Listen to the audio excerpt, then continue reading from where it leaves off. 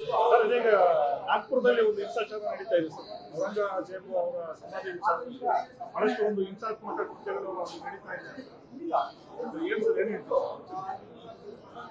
ಏನು ಅದ್ರ ಬಗ್ಗೆ ಏನು ನಾಗ್ಪುರದಲ್ಲಿ ಔರಂಗಜೇಬ್ ಸಮಾಧಿನ ತೆರವು ಮಾಡಬೇಕು ಅಂತ ಬಜರಂಗ ದಳದವರು ಅಲ್ಲಿ ಹೋರಾಟ ಮಾಡ್ತಾ ಇದ್ರು.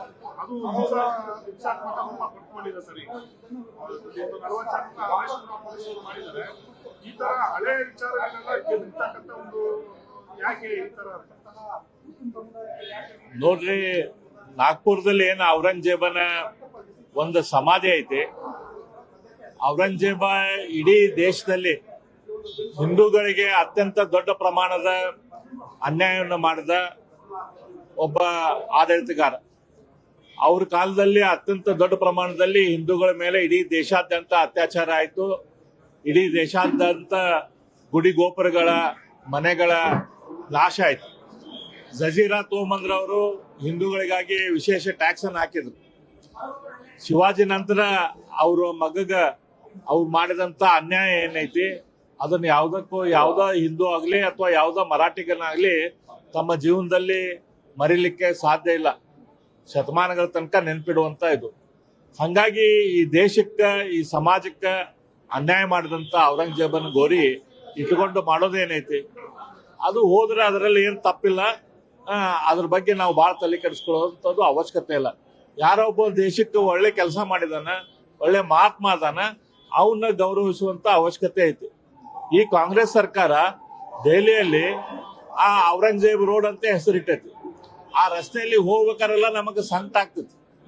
ಹೊಟ್ಟೆಗ ಚುರುಚುರು ಅಂತ ಏನಪ್ಪ ಅವನ ಇಂಥವನ್ನ ಹೆಸರಿಟ್ಟಿದಾರಲ್ಲ ರಸ್ತೆಗೆ ಅಂತ ಹೇಳಿ. ಈ ಕೆಲಸ ಕಾಂಗ್ರೆಸ್ ಸರ್ಕಾರ ಮಾಡೈತಿ. ಕಾಂಗ್ರೆಸ್ ಸರ್ಕಾರ ಮಾಡಿದಂತ ತಪ್ಪುಗಳನ್ನ ಸರಿ ಮಾಡುವಂತ ಅವಶ್ಯಕತೆ ಐತಿ. ಆ ದೃಷ್ಟಿಯಿಂದ ಔರಂಗಜೇಬನ ಗೋರಿಯನ್ನ ಅಲ್ಲಿಂದ ತೆಗೆದ್ರೆ ಅದರಲ್ಲಿ ಏನು ತಪ್ಪೇನಿಲ್ಲ ಅಂತ ನಂದು ಭಾವನೆ.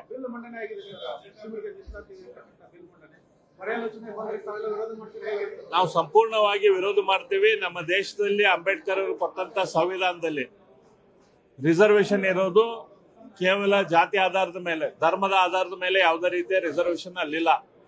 ಆದ್ರೆ ಈ ಕಾಂಗ್ರೆಸ್ ಸರ್ಕಾರ ಅಂಬೇಡ್ಕರ್ ಅವರ ಆಶಯದ ವಿರುದ್ಧವಾಗಿ ಇವತ್ತು ಮುಸ್ಲಿಮರ ಓಲೈಕೆ ರಾಜಕಾರಣ ಮಾಡಕ್ಕೆ ಅದನ್ನೇನು 4% ಎಲ್ಲ ಗವರ್ಮೆಂಟ್ ಕಾಂಟ್ರಾಕ್ಟ್ಗಳಲ್ಲಿ ರಿಸರ್ವೇಶನ್ ತೆಗೆದುಕೊಂಡು ಬರ್ಬೇಕಂತ ಮಾಡೈತಿ. ಇದನ್ನ ನಾವು ಸಂಪೂರ್ಣವಾಗಿ ವಿರೋಧ ಮಾಡ್ತೇವೆ.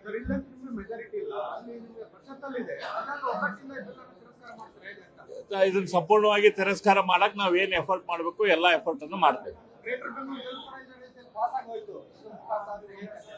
ನಾವು ಅದ್ರ ಬಗ್ಗೆ ಸಂಪೂರ್ಣವಾಗಿ ಏನ್ ಹೋರಾಟ ಮಾಡಬೇಕು ಕೆಳಮನೆಯಲ್ಲಿ ಮತ್ತು ಮೇಲ್ಮನೆಯಲ್ಲಿ ಅದ್ರ ಸಂಪೂರ್ಣವಾಗಿ ಹೋರಾಟ ಮಾಡ್ತೇವೆ.